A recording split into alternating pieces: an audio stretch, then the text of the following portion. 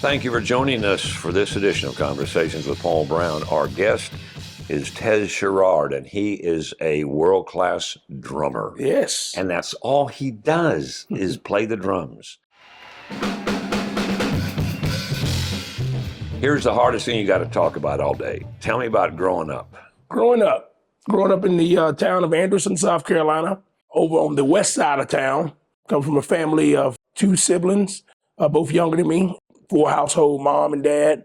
Over off of Franklin Street was my neighborhood. I'll say humble beginnings, man. It was a great atmosphere, lots of fun, lots of friends, community. My dad and his brother was very big in the community, from music, from the churches, as well as secular music. They did a lot of things in the community, from outdoor jam sessions. They put on concerts there in the community once a year. And so I grew up watching them be very involved.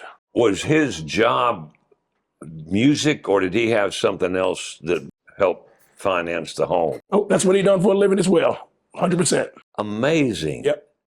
And so what were some of the venues around here that we would have remembered that he was a part of? The band that he traveled with was based out of Hartwell, Georgia. When I would tag along, this was back when all of your industrial plants had their family friends day. They played a wide variety of boogie blues, R&B, beach music, oldie goldies. That's how it all started. Now, let me back up. The old Chiefs Wings and Firewater was a regular residency that they done every Wednesday night. And that's truly how the band started. And then some of the people, I guess, that work at some of these local plants saw him perform. It's like, you guys would be perfect to come perform for our picnic or our plant appreciation day. So then they started doing like the old classic car shows. And then that stepped stone on to playing places like the higher end venues. And so I watched his career and the band's career grow. And so from 9 until the age of 16 is I saw this venture and what started to mold and educate me on how the business works. And you did every little thing that they told you to do, but you got a behind the scenes look at what was going on. Living on that part of town, you would have gone to West Side. I did. And your time at West Side, did you enjoy that? And what did you do? Now, I was in the band when I was at Southwood. I played the tuba for all 3 years. And by the time I got to West Side, growing up in music and doing music and band, I just really wanted to enjoy high school. So I didn't do anything music. Of course, being very social, I was the party guy. I didn't play sports, but I was friends with all the athletes. Yeah. So we all, would enjoy each other's company doing different things leading up to the ball games and after the ball games. West Side was a great school. Henry Dare ran a tight ship. It was a lot of fun. So after West Side, then at some point you decide to pick up music again. Right. When I was 16, my dad passed away. So for about a year, I had him at home around the clock leading up to year 16. But that time frame, life changed. A lot changed for me. My mom was amazing, did the best she could, and raised the three of us. Don't be afraid. No, I won't be afraid. Just as long as you stand. I always say music found me. I didn't find music. Because even though I had been doing it for all my life, I had eased away from it. The life-changing moment there was when the owner of the band that I was playing with, that I ended up going to perform with, which was his prior band, because I had traveled with them for so many years. They got into a pinch and needed a drummer and said, hey, man, you've been with us since you was a baby. You know these songs. You know what we do. We need a drummer this weekend. When did you start playing drums that you can have enough talent that you go to join the band? My dad was a guitarist, and he taught guitar. And how the drum thing started was when he would teach guitar, a lot of times a big part of teaching rhythm was trying to explain the drums. And so he would have his student in there and he would be explaining, all right, so if the drum beat is da-da-da, you need to strum on the da-da-da. You know what? I'm gonna get my son to come in here and just keep a beat for us while we work on this. Coming from a musical family, I started to show interest. And so according to my mom, I showed enough interest that he went out and bought me a little junior set I was playing them and I was getting so into them, I was breaking the cymbal stands and cracking the cymbals. And so every time I crack or break something, he'll replace it with a professional grade. So now I got this small set and all this high-end stuff around it. And so finally, he just went ahead and bought me a nice professional set. So the small set, it was easy for me to work around it. And so I finally grew a little bit taller. And there's videos of this little person back there smacking cymbals. You can't sit on the stool and hit the pedal. So I'm at the edge of the stool and I'm trying to hit the foot pedal and trying to reach up there to hit the cymbals. It was a lot of fun.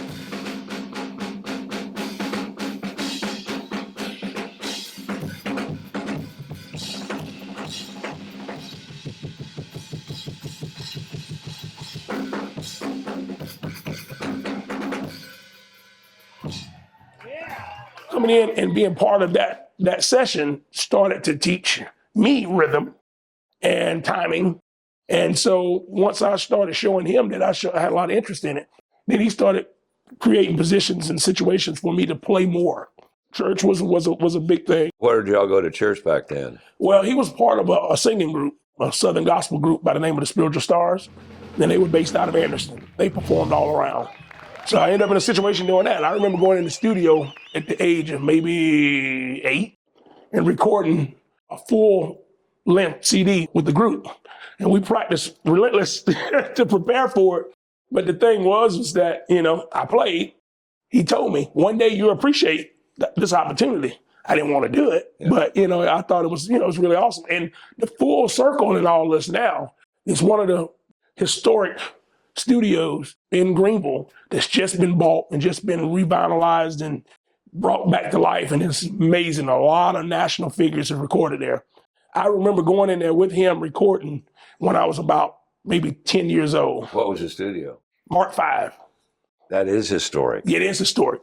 And so now Sit and Spin Studios has recently purchased it and redone the whole thing. And it's amazing. I was in there tracking last night, actually. And every time I walk in that building, man, it gives me chills because there's a lot of history. There is. In that studio. I do remember being among probably one of the last groups to record there before they shut down in the 90s. Your dad dies and the band gives you an opportunity to be their drummer. Yes. At that time, I found out I was having a child at 17 years old.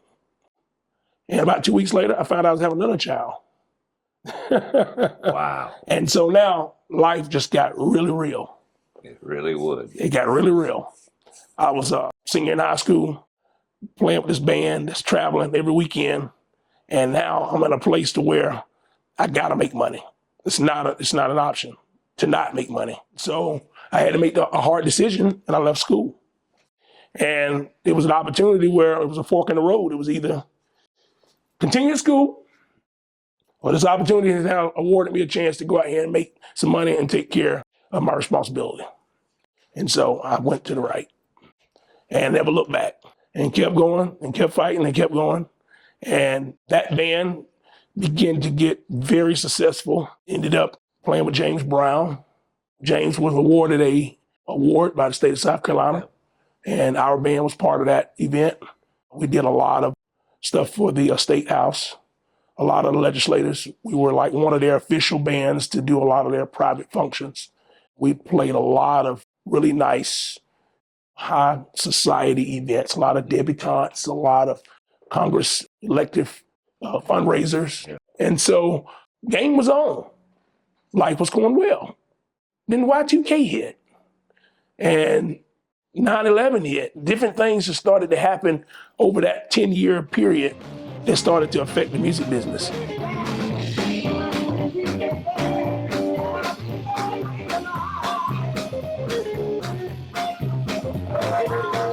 That was the year 2000 when Y2K hit, and you're saying it affected you in the business industry. A lot of companies started pulling back on their spending. At 1 year, in a time frame, every company had a Christmas party. Okay. And all of a sudden, no company was having a Christmas party. That was, as we call it in the music world, the salad years. And Christmas time, out of the 31 days of the month, we would play 33 days. I mean, it's nonstop, and sometimes 2 a day. because everybody's trying to get their event in between Thanksgiving and New Year's Day. I saw it start to take a turn. DJs got real popular. People was just budget cutting, just cutting back on entertainment, live entertainment. And so at that point, big bands wasn't the thing anymore, all of a sudden. And we had like a 12, 13-piece band. I was fortunate to meet some other players from more of the grassy roots, jam band, funk, under the table music society in this Greenville area that changed my life. And I say that because up until that point, all I knew was beach music and R&B commercial stuff. But I got a chance to learn a lot of more music about grassy root stuff, bands that I'd never heard of. The Band, bands like The Band, I had never heard of that. They don't shag to The Band. You know, so now I'm learning about Steely Dan and all these cool bands. And so I'm working with musicians that play this stuff and know this stuff. That was during the time period I had the honor of meeting Miss Wanda Johnson and a lot of great musicians. And so that's why I say it was life-changing, because then I got a chance to see music from a different angle. And so I hooked up some guys out of Spartanburg. The name of the band at the time was Flat Front Tire. A guy, a very talented young man by the name of Shane Pruitt. I was introduced to him by another very talented young man from Anderson, Mr. Kim McKinnon. He's a blues legend, blues guitar legend from here in the upstate. Shane Pruitt introduced me to a whole new style of music, a whole new style of players, and we started that band and started doing some different type stuff. And so from that, I met a young man by the name of Craig Sorrells, and with these names, we put together a band called the Gypsy Souls.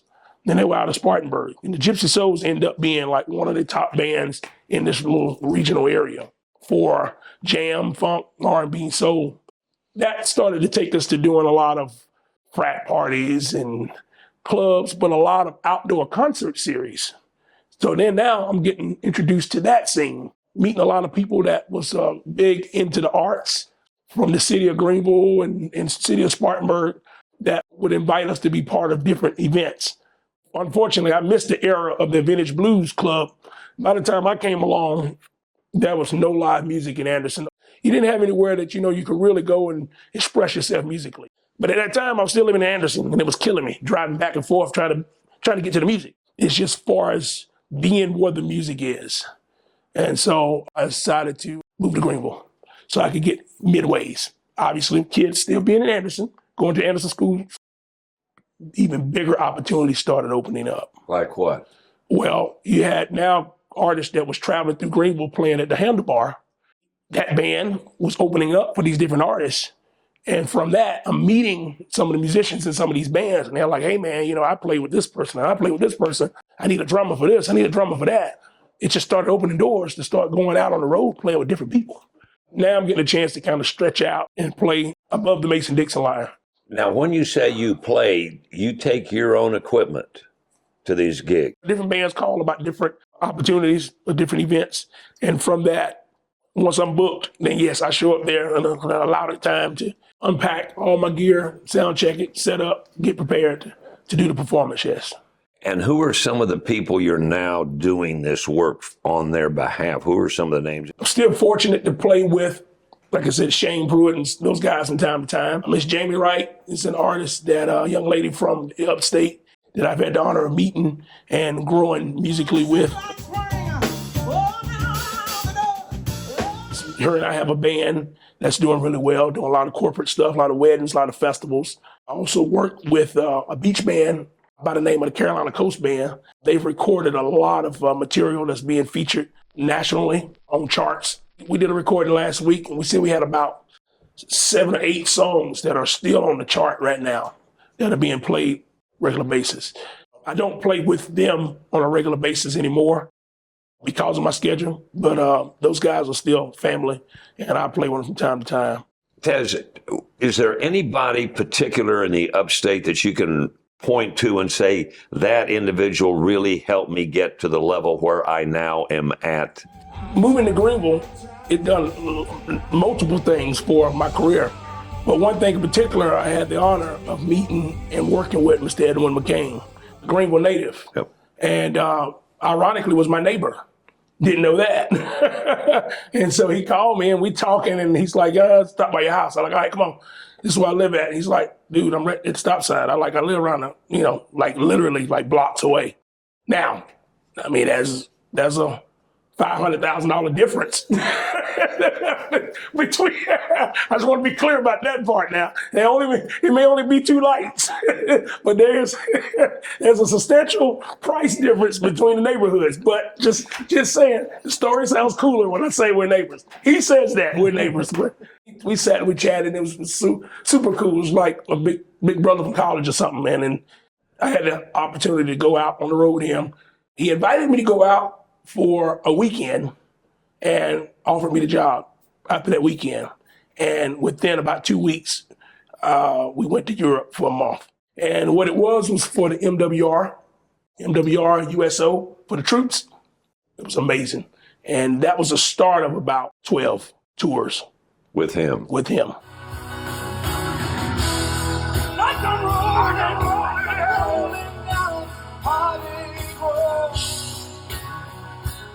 How do you get the drums where you're going to be performing? They have backline companies in every state that we consider the top tier, high-end backline companies that provide the instruments for all artists.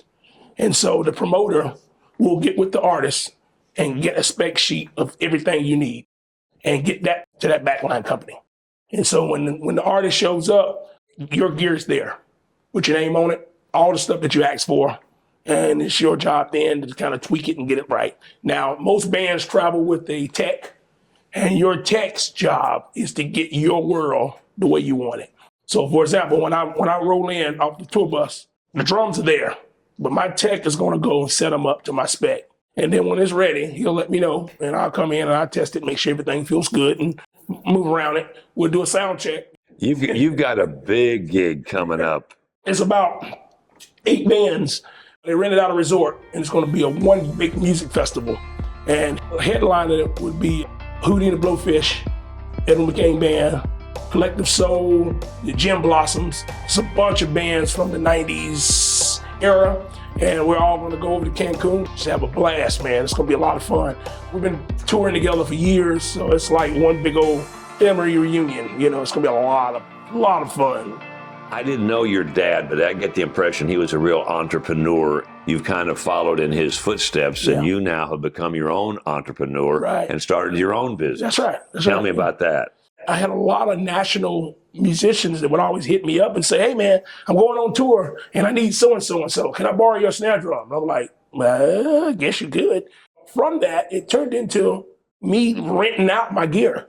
And from that, you know, a buddy of mine laughed one day, hey, man, I need to come down to Big Tez House of Drums and pick out this or that and the other. And I was like, So from that, I started to kind of get into brokering and buying a lot of drums and selling stuff. And I ended up starting my own drum shop. What's it called? Big Tez House of Drums. It's a lot of fun. I have warehouses full of drums. I probably got over 100 sets of drums. This drum here was built for me. Now, I have 2 drum companies that I endorse. One of them is by the name of Palmetto Drums, Freddie Wooten out of Greenville, dear friend, and he built my first road kit that I took on the road. And that set probably followed me to 50 states. I still have a custom set that he built for me to this day that I'll never part with.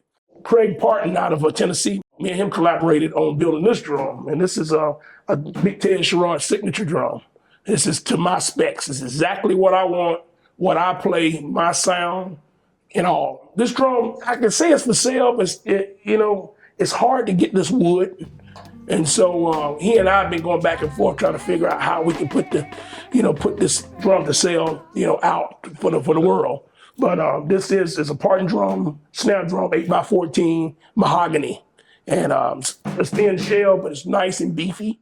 Playing with Edwin and doing a lot of the 90s ballads. Yeah. You need that real warm, beefy, big sound. And so I get it all out of this drum. I normally, if I have to travel with a drum, it's going to be this one drum. How about that? This has been great, Tez. Thank you for sharing your story with us. It's been amazing. And take care, everybody.